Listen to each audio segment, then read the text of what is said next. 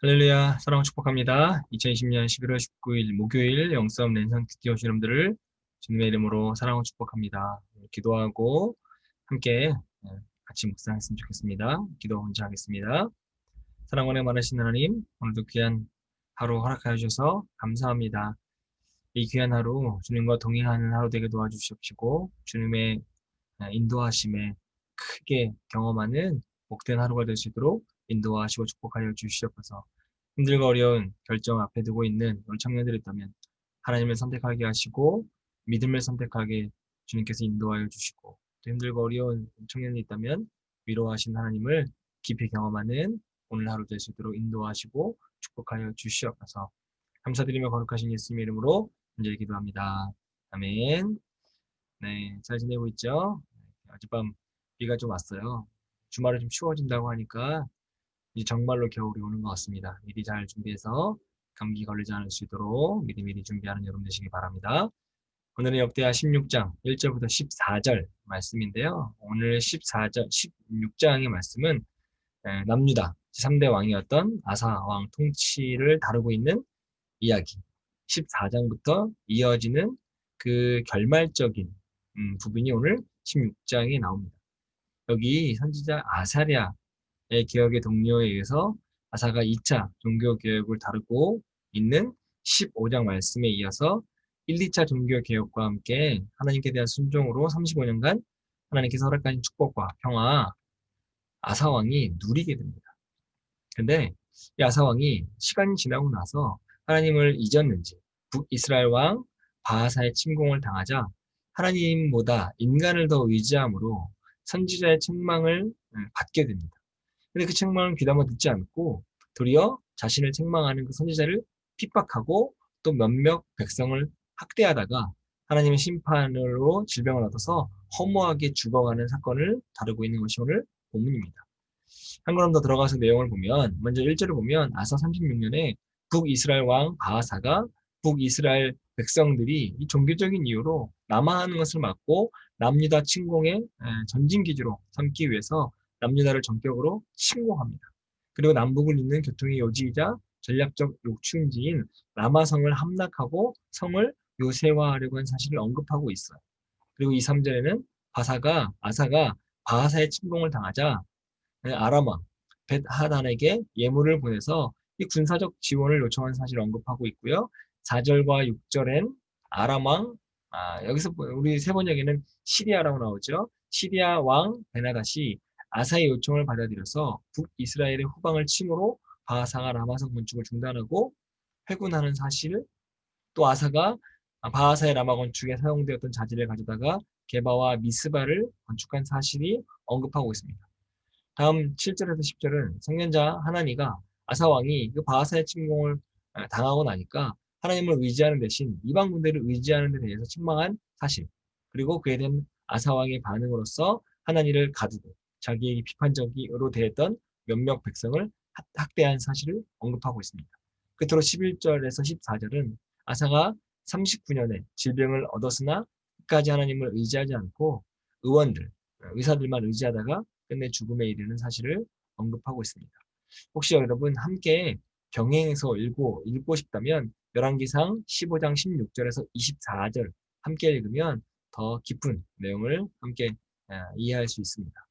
오늘 더 자세하게 볼 말씀은 7절 이하의 말씀입니다. 우선 7절을 보면 선견자 하나니는 유다 왕 아사에게 나아가서 이렇게 이야기해요.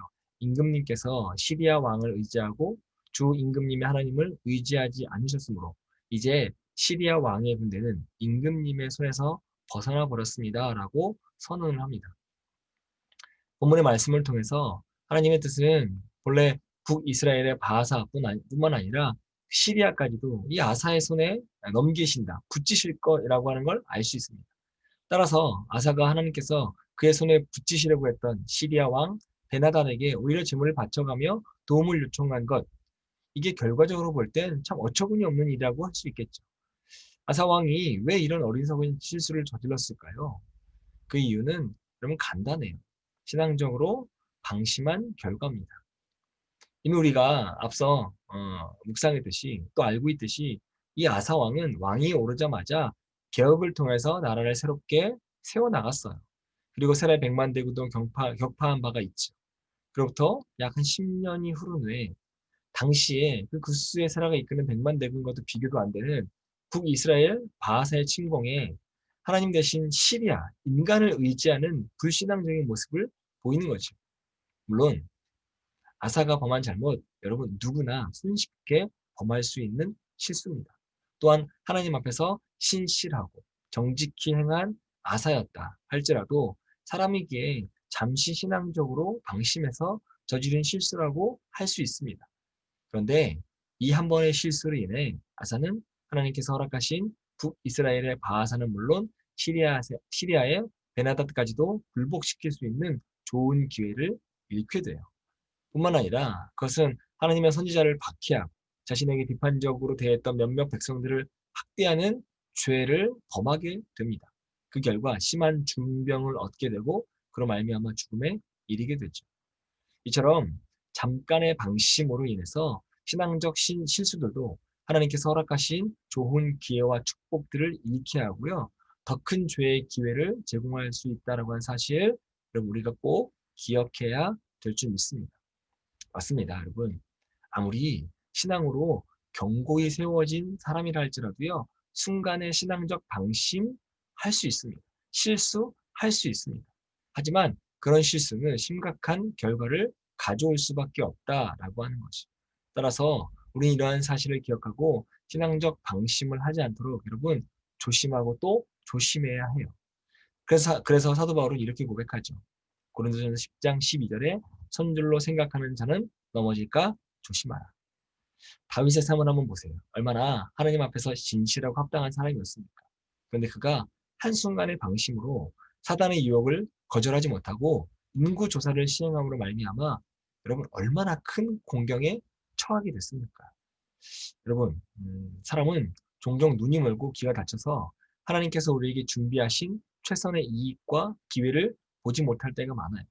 오히려 사단이 만들어 놓은 그 작은 이익의 덫에 붙잡혀서 하나님의 축복을 놓쳐버릴 때가 많아요. 이는 잠언 14장 12절 말씀처럼 스스로 보기에는 좋아 보여도 필경은 반드시 사망의 길이다 라고 하는 걸 모르는 우리의 어리석음 때문에 비롯된 결과인 것이죠.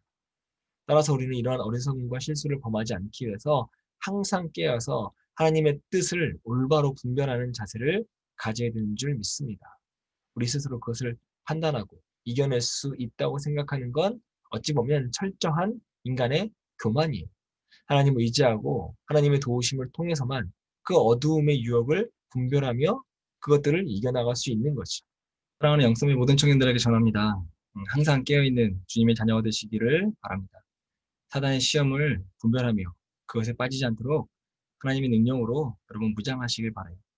사단이요, 우리를 시험하는 것, 그건 우리로 시험에 빠지고 넘어지게 하므로 하나님께서 주신, 우리에게 주신 축복의 기회들을 놓치게 하려는 것 뿐입니다. 부디 여러분 앞에 놓인 사단의 시험을 온전히 이겨나감으로써 하나님의 축복을 끝까지 지켜내는 사랑하는 영성의 청년들이 되시기를 주님의 이름으로 축원합니다. 오늘도 말씀으로 묵상을 마무리하겠습니다. 베드로전서 5장 8절인데요. 근신하라, 깨어라, 너희 대적 마귀가 우는 사자같이 두루다니며 삼킬 자를 찾나니. 아멘. 그리고 한 절 더 볼게요. 마태복음 26장 41절인데 시험에 들지 않게 깨어있어 기도하라. 아멘입니다. 오늘도 이 말씀으로 승리하는 여러분 되시기를 바라고요. 영성의 모든 청년들을 사랑하고 축복합니다. 오늘 우리는 내일 영상으로 또 만나도록 하겠습니다. 내일 만날게요.